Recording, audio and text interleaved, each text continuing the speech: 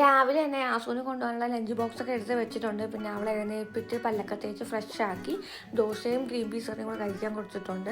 അത് കഴിഞ്ഞ് വീണ്ടും എല്ലാം വാട്ടർ ബോട്ടിലും കാര്യങ്ങളൊക്കെ എടുത്ത് വെച്ചിട്ട് അവളെ കുളിപ്പിക്കാൻ കൊണ്ടുപോയി. ഇന്നാണ് തമ്പുരാട്ടി കരയാണ്ടിരുന്നത്. 2 ദിവസവും നല്ല തണുത്തിട്ട് നല്ല കരച്ചിലായിരുന്നു കേട്ടോ. പിന്നെ ഇതാണ് ഇന്ന് ഇടുന്ന ഡ്രസ്സ്. പിന്നെ നിങ്ങൾ വിചാരിക്കും ഇങ്ങനെ അടങ്ങി ഒതുങ്ങിയിരുന്നതായിരുന്നല്ലോ കൊച്ചു പോകാനായിട്ടെന്ന്. ഇതിൻ്റെ ബാക്ക്ഗ്രൗണ്ട് വോയിസ് കേൾക്കുമ്പോൾ നിങ്ങൾക്ക് മനസ്സിലാവും ഞാൻ എന്തൊക്കെ യുദ്ധം നടത്തിയിട്ടാണ് എന്തൊക്കെ വിരട്ടിയിട്ടാണ് അങ്ങനെ അവിടെ ഇരിക്കുന്നെന്നുള്ളത്. വീണ്ടും ഓടിപ്പോവും, വീണ്ടും ഞാൻ പൊക്കിക്കൊണ്ട് അവിടെ ഇരുത്തും. അല്ലെന്നുണ്ടെങ്കിൽ ആ ബെഡിൽ കിടന്ന് ചാട്ടമാണ്.